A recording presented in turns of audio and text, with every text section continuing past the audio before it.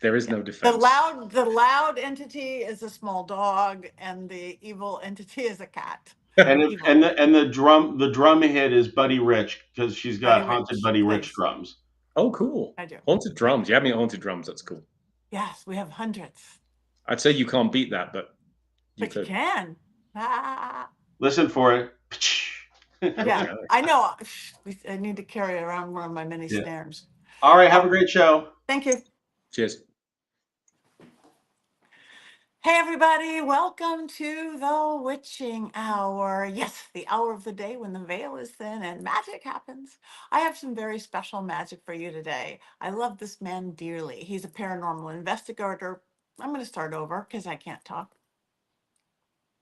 Hey, everybody, this is Patty. Welcome to the witching hour. Yes, the hour of the day when the veil is thin and magic happens. I have a really great guest for you today with a fabulous cup in his hand. He's a paranormal investigator. He is an author. He's a TV guy. He's an all around great guy, the one and only Richard Estep. Welcome, Richard. Thanks for coming back. Good evening, Patty. It's always a pleasure to come on your show. Thank you so very, very much. You've got some exciting things going around right now. I've got two little books in my hand. I know we're going to talk more about this one. This Mhm. one I really like, and I want to talk about that at some time too, because I've got a chapter in it. You do. It wouldn't Um, have happened without you. I do. And well, it would have happened just one chapter less with my Not as well. How about that? But tell everybody about this, the horrors, yes, in search of demons. Thank you, Rob. Oh, yeah. And here is a new one. So, horrors of Fox Hollow Farm. How did this come about? This is something again. This is very iconic. The haunting of this, and how did you become the person to do this and become a series? Well, really, the credit goes to your friend and colleague Zach Bagans. He had done an episode of Ghost Adventures there at the farm, and before that, I hadn't really seen anybody talking about this case, the murders or the haunting subsequent. So, credit to Ghost Adventures for really bringing that to a broader audience. And when I learned that the poor men that were murdered at this location were sitting in boxes as evidence, they had never gotten a burial, whether Christian or otherwise. They'd essentially been forgotten except by their families. That did not sit well with me. So I reached out to the owner, and I'd heard that the house was haunted. It's a family residence now. Most serial killer homes are demolished. Usually so that they don't become a shrine, for ghoulish individuals. But this one was sold and is a family residence. So the owner said, well, I don't personally believe in ghosts, but my wife and my lodger and my kids have all had these experiences. And he invited me to go stay with a small team of investigators and investigate. So the book is about 50% about the crimes, the murders themselves, and then takes up with the haunting when the new family moved in. And I wrote that, I want to say 6, maybe 7 years ago. Wow, that's fabulous. So, when you were in it, since you're super experienced, you've been to a million haunted places. Can you feel something that made this either because it was a serial killer house that killed so many people, not like one or two people, that the energy, did the house lead the person or did the person lead the house? Great question. And I'm not someone that feels stuff. I'm the anti-you. Okay. But I did work with mediums there, and one of them came in and said, "I don't know how you can even sit in this environment. It's so thick, it's so heavy." And I think I'm fortunate that I don't have those kind of sensitivities. But even I was struck a couple of times. For example, most of the murders took place in or around a pool, which is in the basement of the house. And so I spent a lot of time and focus on that pool and in the basement. And I came downstairs and I just remember thinking, I turned back to look at the stairs which led up to the kitchen. And I thought, 10, 12, 14 men came down those stairs and never came back up. And it hits you viscerally at those kind of moments. I don't know that that's any kind of psychic sensitivity. I think it's more of kind of the location tapping you on the shoulder and saying, hey, remember the import of this. Remember to be respectful about what happened here. And I do try and be a respectful investigator. I generally treat spirits as I would strangers, respect and courtesy, unless I'm given a very good reason not to.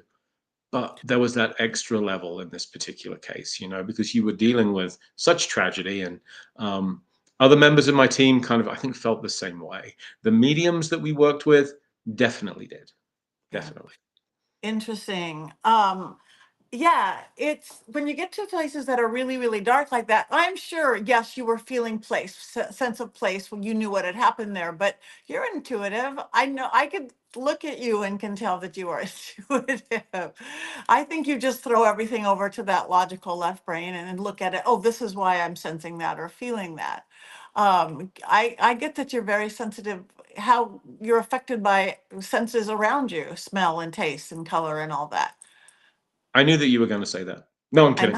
know. I In know. all I know you did. seriousness, I think it would be difficult to do my job as a 911 paramedic if I were as attuned to the environment as some people in our field are. I think it would, I can only imagine, I can't speak for you, but it would be like trying to work with this constant glaring distraction. So maybe, being shut down is a default condition for people who do what I do. I don't know. Maybe, but one thing that I learned from being so little kid in grade school is I learned I have an on off switch.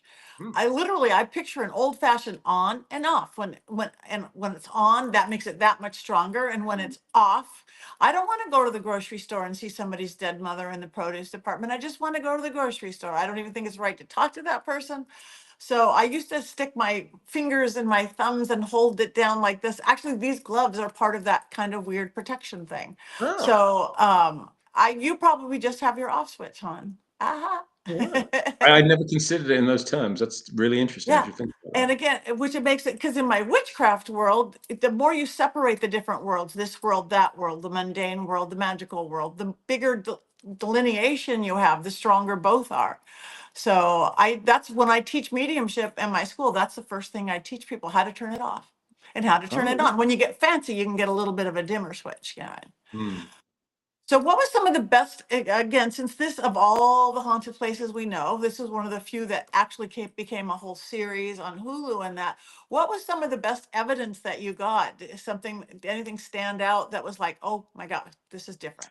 Yeah, there were several things. So one was that many of the murders occurred in the swimming pool. And one thing that surprised me about the episode of Ghost Adventures, and I would love if you would ask Zach next time you talk to him, but I was surprised because they're very hands-on when they do that show, Mhm. very experiential, but they didn't swim in the pool. And I didn't know why. Maybe it was because it was so cold, because it was freezing in that pool. But I wanted to get into the pool because I felt, taking that extra step as part of an investigation, not provocation, but it might stimulate matters, So I did get into the pool and was colder, I think, than I've ever been in my entire life. But the sound of a male's voice came on my recorder afterwards. None of us heard this with our own ears, and it said the word Laura, which is my wife's name. Wow. Now, yeah, I know it's very, very creepy. And we were playing the murderer Herb Baumeister's favorite song. We were told was "Blue Bayou" by Linda Ronstadt.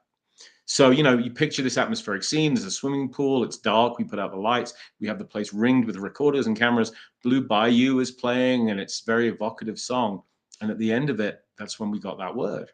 Something else I'll never forget is a tactile experience in the pump room, which basically houses the pump apparatus for the swimming pool, and supposedly was where the serial murderer had laid out the bodies of his victims before disposing of them in the woods behind the farm.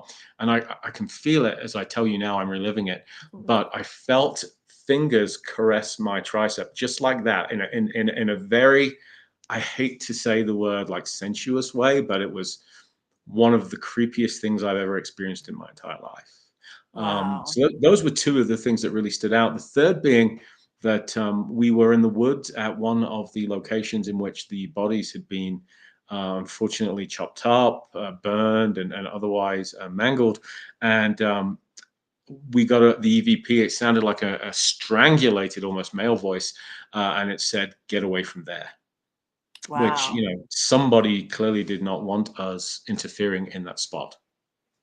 Wow. That is spooky. And put anything in the woods, it's extra spooky to me for some reason. And I'm a nature girl, which is interesting about that, but the woods just kind of enhance everything. There's an energy Well, behind it. and as an aside, something I did talk about in the book that has gotten kind of overshadowed with the case is at least one investigator told me that they had investigated at Fox Hollow and were convinced that there was an elemental, a nature spirit in the woods, completely independent of what had happened in the house, that it was far older and was still resident there, as much of Indiana before white settlers came, elementals and things like that. Many stories of these spirits of rocks and streams and woods. So Yeah.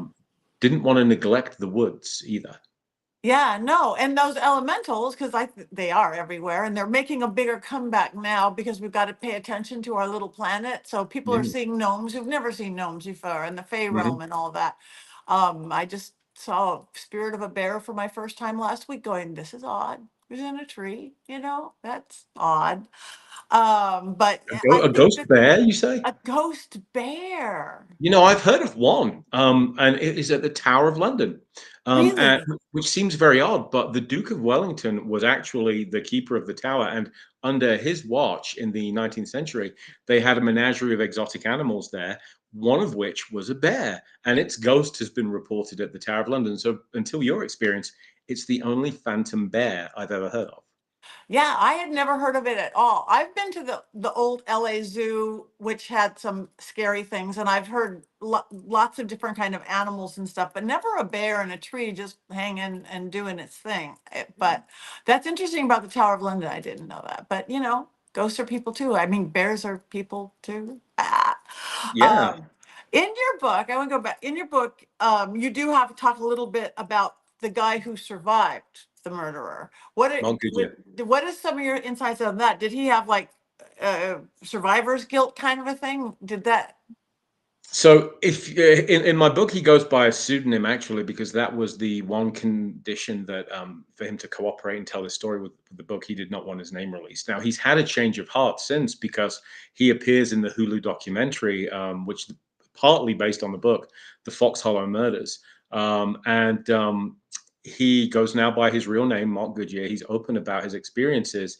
Some of the controversy about the show, he is being accused by pretty much everybody who watches it of being an accomplice and not a survivor.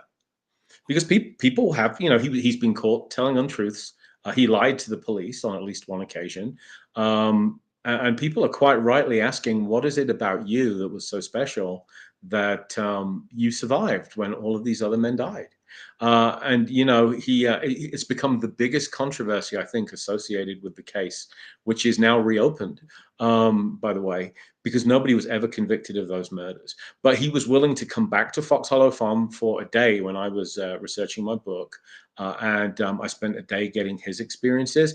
He told me, and you have to be very careful with this man, because, and I would say this to his face, he very much likes being at the center of attention, and he very much admits that he can tell tall tales. You never quite know when he's being truthful or not, which for a researcher, for a writer, it's maddening when your one primary source is not completely trustworthy by his own admission. But he claims that the farm was haunted at the time of the murders, that he saw the apparitions of individuals inside that house when he was there the first night. So if he's to be believed, then the haunting goes back quite a way. Now that's interesting because if he's to be believed, that means he believes. Oops, that's my dog. If he Willow, shh, come here. If he is to be believed, that means he believes in spirits. So him Yes. willing to come back, wouldn't he be afraid that some spirit would say, "Hey, you helped kill me"? You He, know, I, yeah, you would think so. you And would he think so. also claimed that the ghost of the murderer has visited him at his home. So there has been the suggestion that he's using this as a cover for being more involved with the murders than he would like to admit, and that his get out of jail free card is, well, the ghosts told me so. The spirits are telling me this. So that's an interesting perspective. But you raise a great point. If I had been involved with murder, I would probably not want to go back to the scene of that murder if I believed the spirits of the victims were there, because they might be able to point the finger at me. So Yeah, it's, oh, what a tangled web we weave. yeah, And as much as I would love people to read my book, I want to be very upfront about this. There are no neat answers tied up in a bow at the end of this book. Fox Hollow Farm is haunted. We undeniably had paranormal activity there, but there are no simple answers in this case, which, by the way, keeps on growing. that is amazing. And the person still lives there? The person who you worked with, the family who Yeah, works there? the family, so they are genuinely called Rob and Vicky Graves. Rob Graves, is an unfortunate name, as he'll be the first to tell you. But Rob is an expert on the Fox Hollow murders. He lives in that house. You know, he lives in the environment that the murderer does. Bathes in his bathtub, has the same library. I wrote a portion of the book at the murderer's desk in his library. Very surreal. But what I like about this is the idea that you can take a place that's seen such darkness and such evil, and by turning it into a family home, yes, there have been some frightening experiences along the way, but the idea, and I would love to get your take on this, Patty, but the idea that you can take a dark place and if you infuse enough light into it, family Christmases and Thanksgivings and get togethers and graduations and all that stuff, all the joy of a healthy family life, do you think, erase that stain and turn a place of darkness into a place of light? That is a great question. I actually think you can, but it might take a lot of light, if that Mhm. makes sense. If it's got so many layers of darkness, evil, Mm. fear, anger, just everything that happened there, it's not like nice little whitewash of white paint. Like it would take a lot. What my friend Sean Margolis always says, it takes one coat of black to cover up white paint. It takes a billion coats of white paint to cover up black paint. So I would be wary as a medium. I would be wary of moving a family into it. A great idea of that. I might bowl myself, but I would worry about my children as in are four-legged if I had two-legged. So but if it Mm. works for them and they knew what it was when they moved in, right? They It did. wasn't Yeah, like, and, oops. it's been over 15, closer to 20 years that they've been in there. So, the murders at Fox Hollow took place over about a 5-year period, as best we can tell. Wow. And what's interesting is that since the book was concluded, and, since, things have developed a little bit, the paranormal activity has quietened down. And part of so the coroner has launched a quest to identify as many of the deceased men's remains as possible. This was the second biggest number of unidentified human remains in US history, second only to the World Trade Center. We're talking about 10,000 bone fragments here. So even the complete number of victims cannot be spoken for sure. It took the local fire department and police officers weeks on their hands and knees, and they still missed stuff. It's still turning up to this day, bone shards and things. So, but as you know, um, the situation with hauntings, sometimes there's an unfinished business aspect to this. Spirits will remain behind because they need to achieve something. And ever since the show aired on Hulu, I've been told over 500, it's probably more now, people have come forward to offer DNA swabs, and help identify more of these men. So Wow. this was a cold case until the local coroner started pushing on it again. So kudos to him for that, along with fellow, law enforcement investigators. But now traction is happening, and some of these men who are John Does are finally getting names and faces, and their stories are being told again.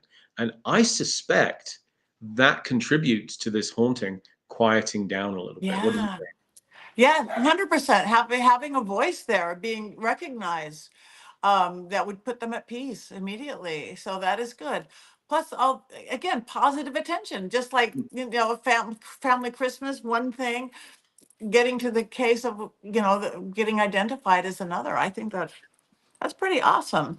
So everybody check out this book. Again, fabulous, The Horrors of Fox Hollow. And you can check out the series on Hulu and you can go back and forth and see how fabulous Richard is. I do want to talk about this book because demons, I even said it, demons get so much credit for everything, They everything. do. What drove you to write this book? Have demons always been one of the things that you've been headed towards, looking for, or a not an attachment to, I was like, you're attached to demons. Then Attached we is a start great a word. rumor, we'll start a whole rumor, but Mhm. why this book? When I began investigating claims of hauntings in the mid 90s in the UK, I never heard of a demonic case. at least not on my small island. I came to the US in 1999. I continued paranormal research. Even then, I think it was only with the success of paranormal television and shows like Paranormal State and Ghost Adventures where there were frequently demonically themed episodes. Mhm. And then all of a sudden, it seemed as if demons were everywhere on every show. And I got to thinking, the entire bowels of hell could be empty and there aren't this many demons, they are everywhere. So what's going on here? How many of these reports are genuine? How many? I suspect that a lot of individuals misinterpret an aggressive human haunting for a demonic one. And you and I talked a little bit about this Yeah. for research for the book.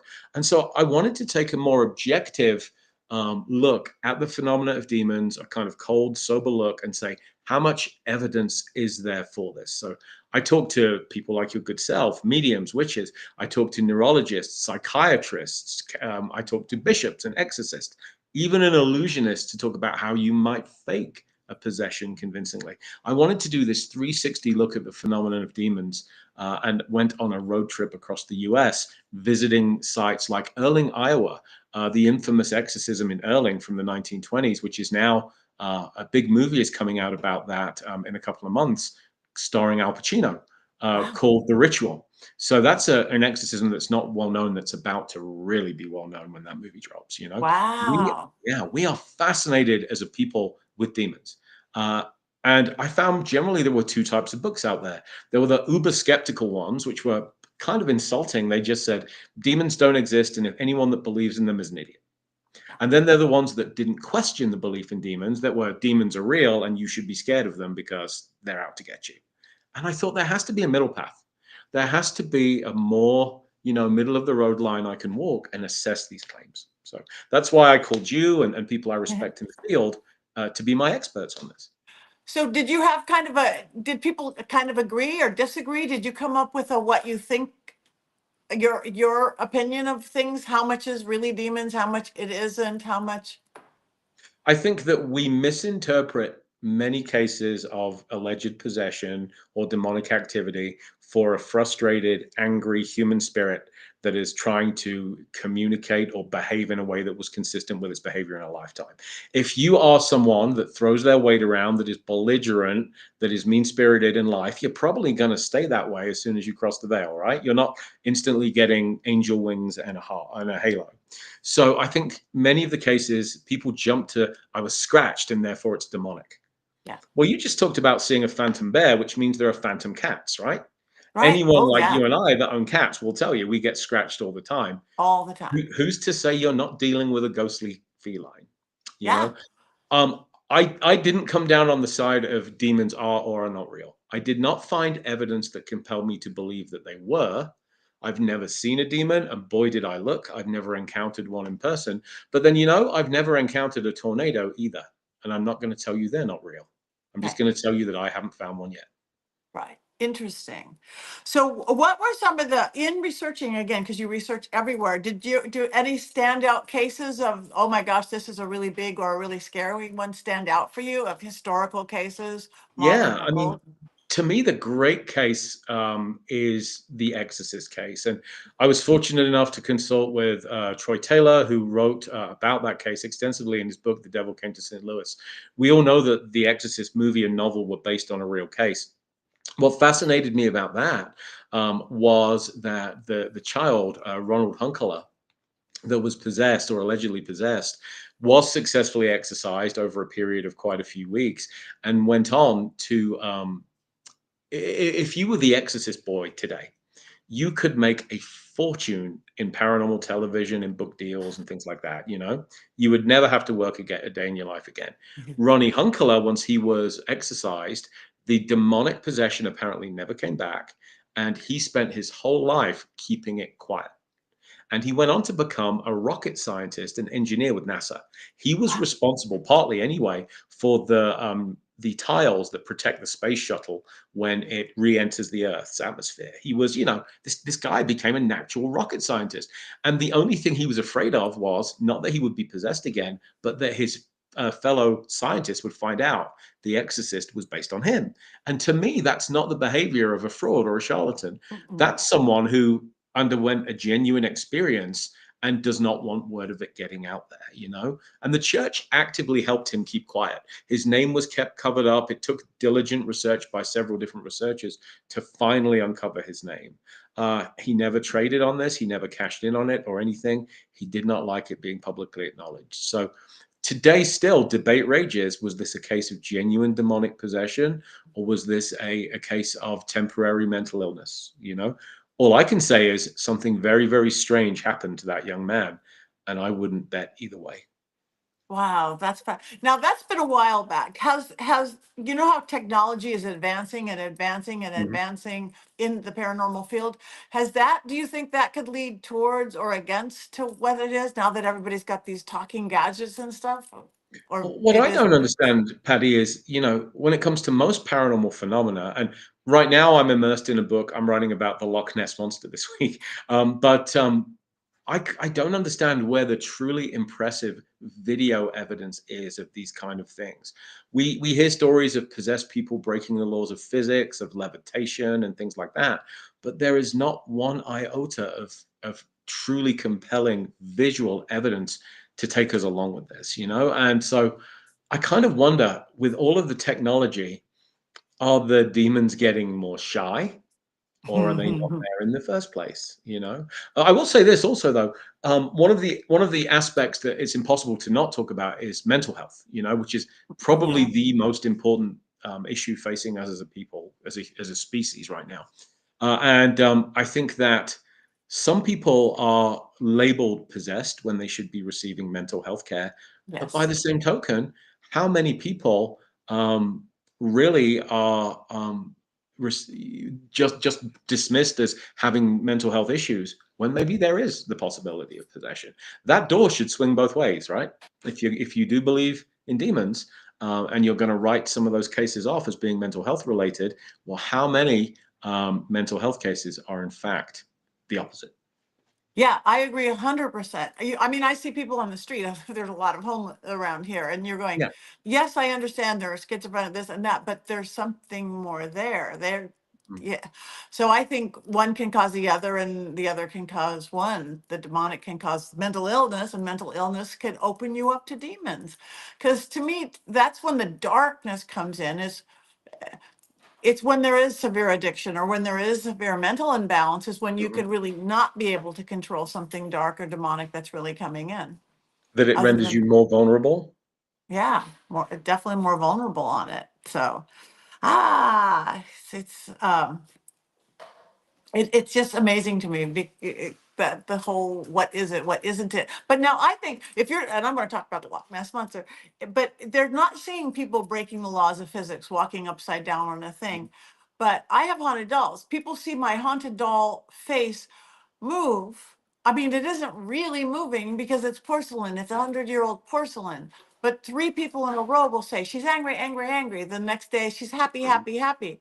So maybe it's that otherworldly moving, like maybe is Bigfoot or the Loch Ness monster, or we're seeing these demonic things. Somebody might be in a room seeing somebody hanging from the ceiling, Mhm. but you can't catch it on camera. I don't know. I mean, or That you that can. may be, yeah, that may be possible, and I think those of us that have been in the field for decades, it's that constant what if, what if, what if, and I don't like to be closed off. I just like my question. I like to ask the hard questions, and I feel that it's tempting not to sometimes, Yeah. because there are some hard questions. Here's another one. I was recently writing about werewolves. Now, clinical lycanthropy is a real condition that is acknowledged by the psychological profession. Some people that believe they are werewolves, right? Mhm. It is truly a thing. It's relatively rare, but it exists. However, there is no evidence that they do literally change into wolves. But then, and this comes from, I think, having a diverse career in this field. I'd also interviewed witnesses who had encountered skinwalkers or believed they'd encountered skinwalkers. And one of the theories is that a person does not literally change their body into an animal, into a wolf, into whatever it may be, but they can project almost an avatar. Mhm. I mean, we've talked about things like ectoplasm in the past, and the idea that you can externalize psychically certain things. So it may well be that there's an element of that to these kind of phenomena, and that we're almost being a little too literal. Um, it's important to be skeptical, but it's important to not be excessively skeptical Right, too. right. It's meet in the middle somewhere, says the Yeah. Libra herself. Because I come in skeptical. Okay, can we explain this first Mhm. before we see why that person's walking on this? So Loch Ness monster, huh? Yeah, a book on cryptids that I'm working on, which will be out next February.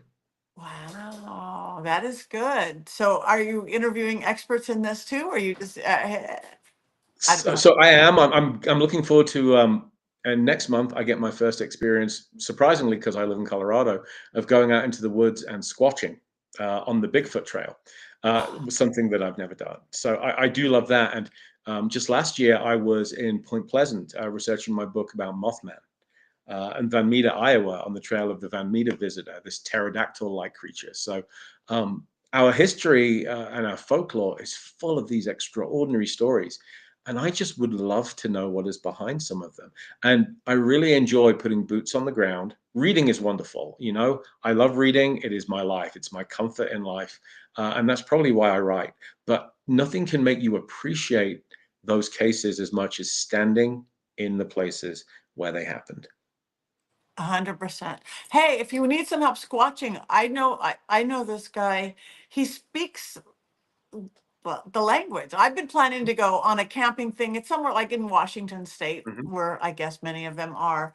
But he read one of my early mentors, Maximilian de Lafayette, who's kind of an ET guy, mhm. but he speaks these ancient, like ancient Sumerian languages, ancient, and apparently there's Sasquatches that speak that. And he knows these sigils and symbols and can go find Really? them. So hopefully you will find some on your trip. And if not, call me. I have somebody who apparently knows how to find them Mm, as well. thank you. He's a Well, bridge builder. He's a very well-respected engineer really, and what smart. fascinates me about that, and you kind of put this in my head, is the idea that, you know, these multi different phenomena.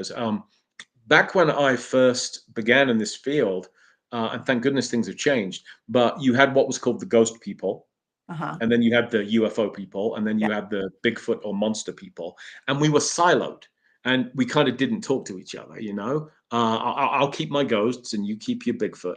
And now we've all started realizing, hey, there's a whole lot of interest and fun, and we talk, and we realize we have more in common with these phenomena. So you see locations that are said to be haunted, which are UFO hotspots, and Yeah. you have Bigfoot sightings. This link between Bigfoot and UFO sightings is a thing as well.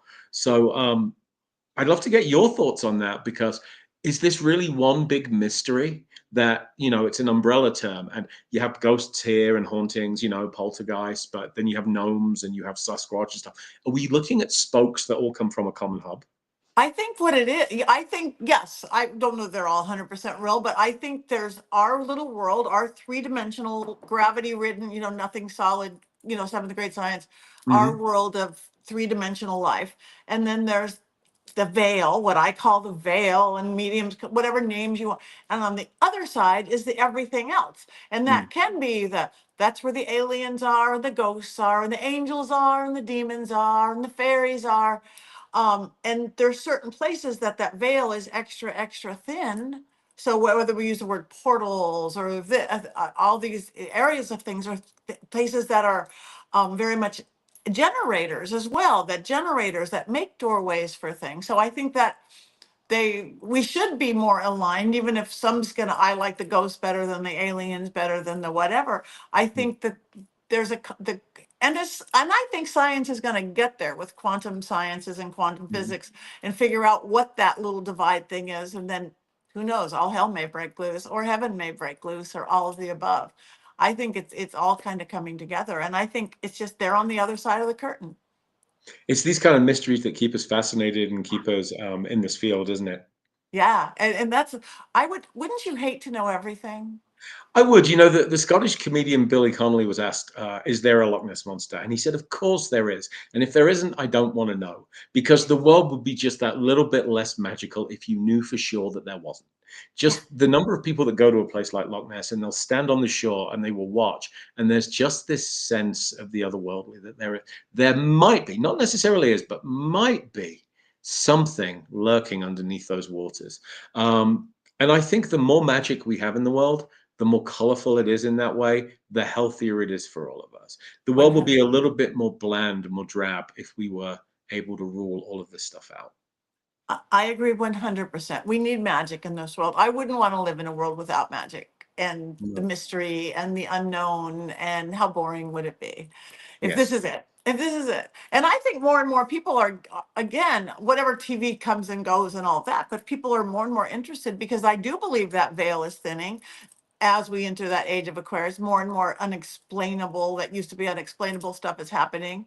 And people are scared, and people don't like reality. So they want to look outside reality, whether they're going back to church, or they're going on a paranormal investigation, or they're getting into witchcraft and magic. It's, we need the magic. We need the magic. We So do, I, and it's a wonderful idea too that you can have these encounters and these experiences, and they don't have to be negative. In fact, no, many of them are positive in a life-affirming way. A lot of it depends on how you approach them. I've investigated some of the world's most allegedly terrifying locations and had very positive experiences there. I think a lot of it comes down to what you bring with you to that table. 100%. For your perception, your energy, your vibration level, the words that I use.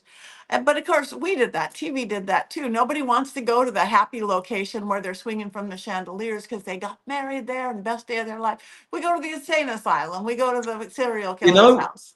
I'm going You to run know. this by you, right? I try not to Okay. talk too much about upcoming projects, but I really feel inspired to do this one. I made Okay. a comment on a show, I think it was last week, that, I've written so many books with scary covers, and um, mainly because I want people to read them and publish. As you said, nobody's going to buy the nice book of hauntings, right? And now I really want to test that. I want to Yes. write the nice book of hauntings. Nothing scary, nothing creepy. I'm thinking that it just needs to be positive ghost stories, because again, in the 90s in the UK, a lot of my home cases might be a house, like we call ranch houses bungalows in the UK. Mhm. Well, it might be like a bungalow house that a husband and wife had bought maybe in the 1940s, and their first home, they'd lived there through their whole life, they'd had kids and then became grandparents, and then they died there. And then every once in a while, the new residents that moved in might smell his cigar smoke or her Mhm. perfume. They might hear the slippers kind of shuffling on the stairs. Just an echo of these people that love this place very much, and maybe a little bit of them stayed behind. Friendly, warm hauntings. They are out there, and they're not that uncommon. And I No. think, yeah, we do bear some responsibility, those of us that have worked in paranormal television, because Yeah. scary sells. And not Scary every stuff. haunting is, yeah, not every haunting is The Conjuring. I don't think even the majority of hauntings are. They just don't get enough press. So watch Uh, for me to write that book and watch yes. for it to Write that book, because I sell believe so. You 5 copies. most, because most people are good. You go to a movie, you go out to the mall, and most people are good. There's a serial killer in there somewhere, but most are good. I think I have a good ghost that lives in our house. She's French. She's an artist. She came with a house. She's fabulous. She's very protective. She likes French men when they come over. She Oh, likes like. She's very opinionated, and she's a great ghost. So yes, write that book. I'll be the first to buy it. excellent. That's 1 copy sold. Okay, one copy. It's worth it. So anyway, before we go, tell everybody where they can find you, where they can follow you, where they can get all these, because you have many more than this, where they can get all your fabulous books. I do. I have 44 books, I believe it is. You can find me online at richardestep.net. My social media, you can find me on X or Instagram or even TikTok now, shockingly. Richard Estep author. So come see me, come say hi, drop me a line. And if a lot of events you'll catch me at this year. This coming weekend, I will be in Iowa at Malvern Manor, supporting Johnny Hauser, formerly of the Villisca Axe Murder House, helping him out a little bit. And then I will be moving to an old haunted mortuary next Ooh. week for a future research project. So, Oh, yeah. that sounds fun. Mm. Yay. Well, I wish you the best. Thank you again. You are such an amazing guest. My people are going to love you. Anything you want to say before we go? It's my pleasure to be here. I appreciate everybody that is looking in and listening. Life is tough. Be as kind as you can, be as forgiving as you can. Words of wisdom indeed. Thank you for bringing your magic to the witching Thank you. hour. Great. As you were talking about Sasquatch, I don't know if you saw Patty's husband walk by I and just did. in the background. No, I thought, it was a ghost. It was a yeah. ghost. All right, we're gonna do a quick commercial. Okay, so I'm going to say this week on the Witching Hour, we have, what do you want me to call you? Author, paranormal investigator, Author works best. I think of myself author? mainly as a storyteller. Yeah. Okay, so author Richard Estep, and then I'm going to say, what are we going to talk about this week, Richard? And in 3 or 4 lines, you could say the book Horrors of this. You could search whatever you want to say. It's just a little teaser. You know how to Sounds, do this. yeah, sounds good. Okay, thank you. That was great. So, I enjoyed it. hey everybody, hey everybody, welcome to the Witching Hour. We have a fabulous guest for you this week. He's an author. You know him, you love him, I love him. Richard Estep. What are we going to talk about this week, Richard?